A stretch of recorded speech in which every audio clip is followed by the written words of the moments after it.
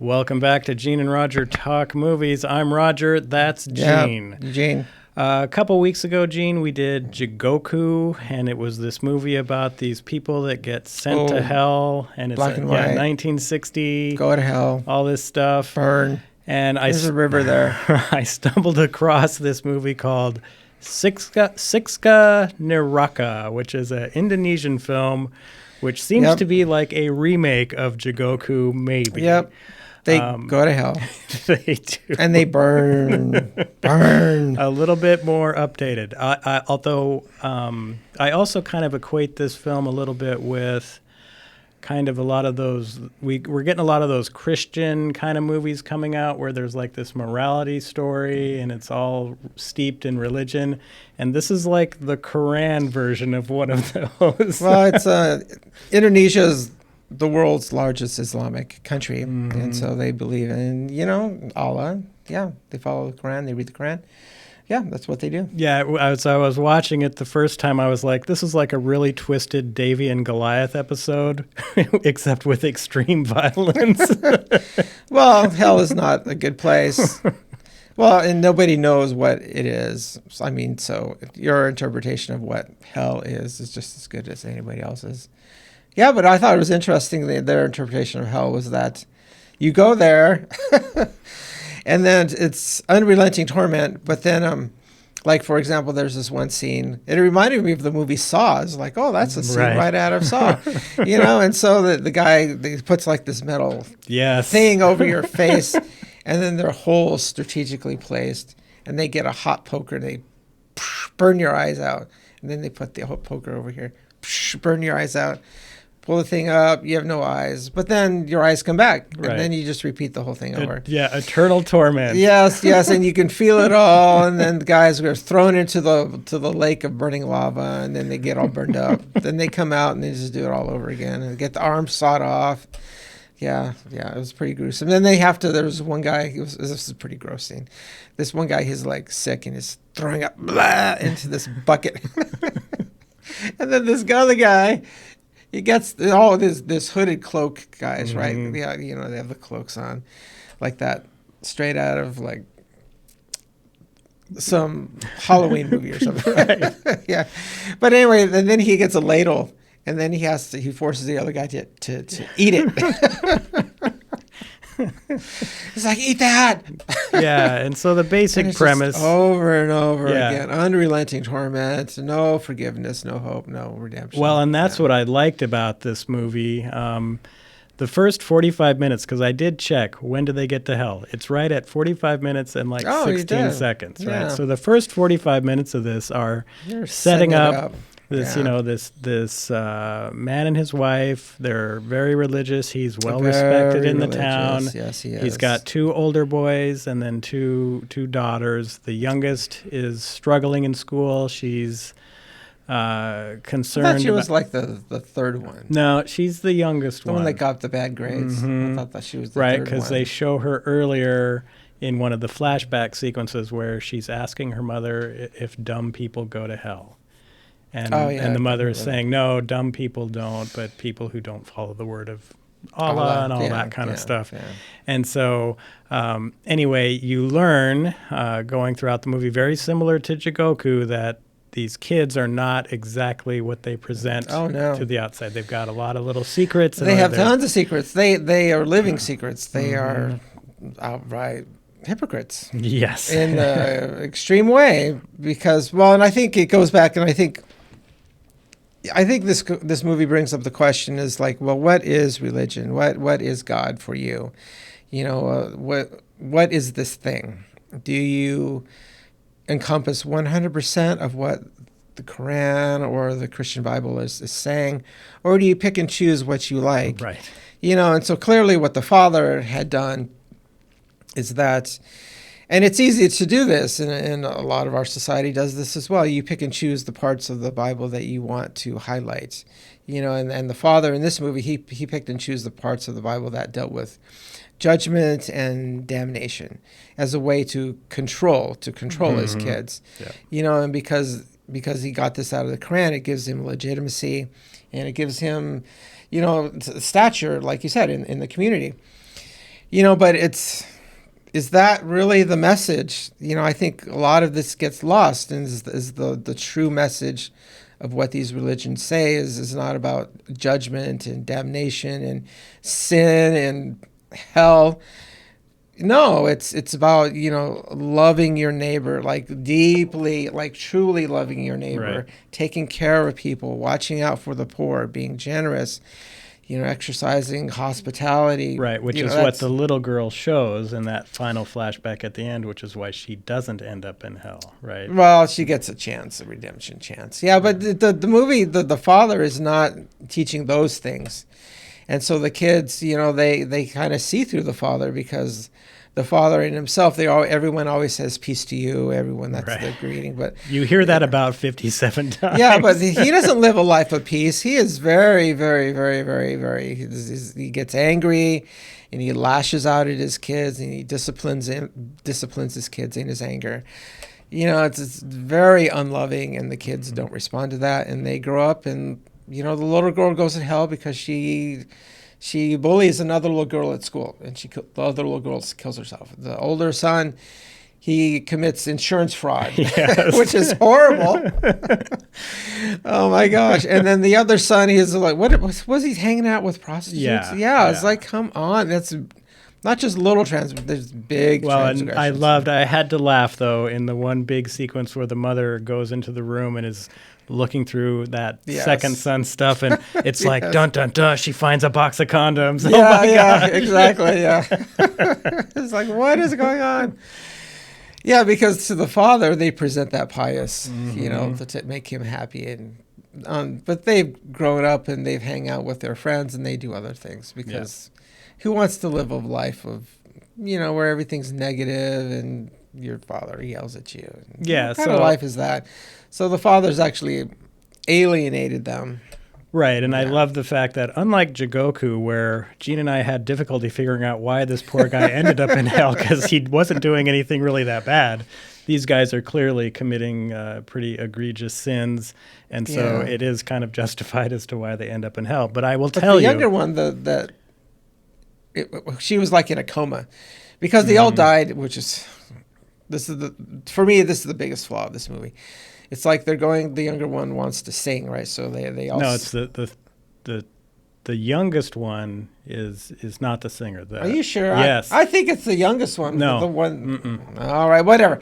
That's a minor point, but she wants to sing, but they got to sing at a bar, right? So the parents leave to go to the funeral of the bullied girl who is now dead.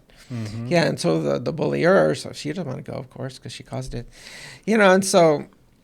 But to get to the bar, they got to walk, Right. Yeah, and so it starts raining, and the oldest son says, we got to cross a bridge, then they go to a bridge, and he says, we got to cross the bridge before the water starts rising, or something like that, which is a little prelude to what actually happens. So they start crossing this creek, really, and there's no bridge there. They're just crossing over some rocks and stuff, which is kind of weird. He said the word bridge. Well, because they at one point when they met the old guy that he had done the insurance fraud on, who was now basically blind from not being able to do the cataract surgery because he couldn't do the insurance, they had mentioned that the bridge was further and they were running out of time. And so it was like, we've got to cross right now on this, right across the water, rather than go to the bridge. Because remember, the youngest girl was debating then whether to keep walking down to where the bridge was. Yeah, because it started raining and they were all soaking wet, so they should have.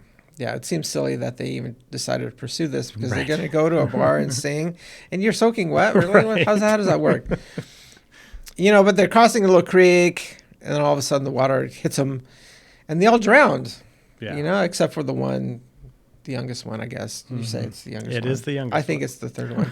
But, because and she goes into a coma, but she goes to hell, which I thought she was in hell, and she gets to see her siblings in torment. But what is her crime? What is it? She just got a bad grade on a math test? Well, no, she wasn't going to stay in hell, right? The only because remember at the very beginning I don't remember. At the very beginning of the film, that little girl witnessed. She had like some. Oh, she had a little vision. She had visions other of dead stuff, girl. and so was this reality or was this just a vision she was having while she was in that coma? That's why she was there, because at the very end, because she had visions, they're revealing the tormentors. Well, the tormentors are themselves, but her tormentor was untouched by all of the evil, right? She was a normal looking person, looked exactly like her, where the other ones had the demon eyes and all that stuff. They had makeup and pale. Yeah. And so, she was just there to kind of bear witness and stay on the right track, because the demon figure even told her, you don't belong here. And so it was just kind of opening her eyes to the reality of what can happen. But I have to point out, this movie is really heavy on religion, very, very heavy. But at that 45-minute mark, when you go to hell, it is an extreme, extreme gore fest. It's pretty bad. Yeah. Yeah, if you've seen a Saw movie, it's like that. Yeah, it is. Yeah. It is. I mean, for a horror... And it's just over and over again. It's like, and just, sorry to interject, but like the little girl who commits suicide, of course, committing suicide's a sin. Yes. Right. Her punishment is that she hangs herself, dies in torment, and then she's dead. But then she wakes up, and then she repeats it all over again. Yeah. And over and over and over. For eternity. Ever. Yeah. I loved that. I love how, like Gene, you mentioned earlier, how, they're ripping their tongues out, but then the tongue grows back. The tongue grows back, and then they rip it out again, but you feel it all again. Yeah, but this movie, again, is just...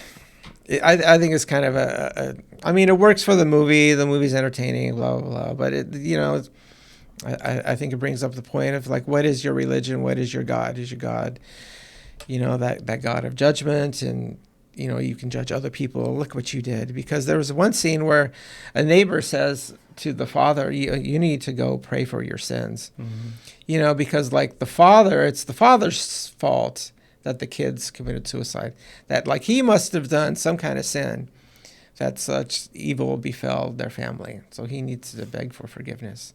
Right. If negative things fall upon you, that means it's your fault. You did something wrong. You need to beg for forgiveness from God, like something's deficient in your faith. Right. Well, which is just wrong on every level. It's just wrong. But I also do like how the dad, towards the end of the film, was apologizing to his wife. I liked that part where it was almost like, maybe I would feel bad if my three out of my 4 kids were dead. I would try to change something. But right, and I think he finally had maybe realized what you were talking about earlier, that he was looking at the Quran maybe the wrong way, and he was absolutely needed to change that out, and so. But that's a steep price, though. Right. 4 kids. Right. And now you have just 1 kid. Well, and it was funny, too, because I love this other scene because they lay the bodies out as they're recovering them from the river. Right. And there's 3 of them there, and there's these 2 other guys basically 2 feet away from the father saying it really sucks that the youngest one lived, the one that he doesn't like. Do you remember that line? I'm just like, what are you doing? He's right there. Yeah. I don't know. Maybe that's what they do in Indonesia. Maybe. It's an open society. They just talk. Right. If I want to say something, I just say it. But, Gene, are you recommending people see this movie? I don't know. Like, am I going to watch it again? I think those movies that you really like, you're okay to watch them again. Would I ever watch this again? No, I'm not ever going to watch it again. It has some interesting ideas. Yeah, definitely some interesting ideas. Maybe a parent should watch this as what not to do. Don't be that guy. I would say for horror film fans, give it a shot. Of course, you could scan right to 45 minutes and 16 seconds if you just want to see the hell scenes, which are pretty awesome. I definitely like this version of hell better than the Jigoku one, although the Jigoku one was much more arty and low budgeted, so they had to do a lot of thoughtful stuff. I think this one is, in a way, I like the Jigoku version of hell better, because if it's like what is hell? It's maybe just a lack of anything that's good. But it doesn't have to be like that over the top torture. No, it could just be like there's just like bland nothingness. Can you imagine? You're on a wheel trying to get a baby and you can never get the baby. It's just bland nothingness forever. Yeah. My gosh. But I just love this because they did set it up to where, okay, maybe that little girl who's there but she doesn't belong there, And I was like going, please don't rescue these three. Don't do that. And I loved the fact that, nope, they're just there. And that's the end of their story, basically. So I did like that. No, I don't see how she could have rescued them. Right, I know, but they're dead. They're dead. Right, you know You how would have to things resurrect are. them. Well, like rescue them as far as getting them to see the light or whatever, and going, What you the know. hell? Well, but how many movies have we seen where, you know, even like, what is it, Insidious or whatever, where he has to go and get the kid or whatever, you know, and so I've seen so many horror movies. Yeah, and so I was really glad they didn't go down that road and it's just, yep, these three main characters are just tormented forever, and that's the end of it. Yeah, so I think if you die and you go to hell, that's it. That's it. You're not getting anywhere. But if you die and you're in heaven, well, you're stuck there too. I guess wherever you go, you're stuck. Gene, what are we going to try to do? No, we're going to try this Alien movie. Okay. Yeah. We have a good friend, Ty, can see it. Sometimes he appears on the show, but he loves this thing. 9 out of 10, he told me. Oh, wow. Well, I know. Why didn't it make a 10 out of 10? I am extremely skeptical. Well, I have actually heard really good reviews from other people as well. So I don't know. Generally, horror movies, you got to have a story with horror. You got to like the characters. There's got to be something to hook you. And lots of times, horror movies, I've talked about it before. They pump a lot of heavy special effects, and that just doesn't work with horror. Right. You know, it just makes it silly.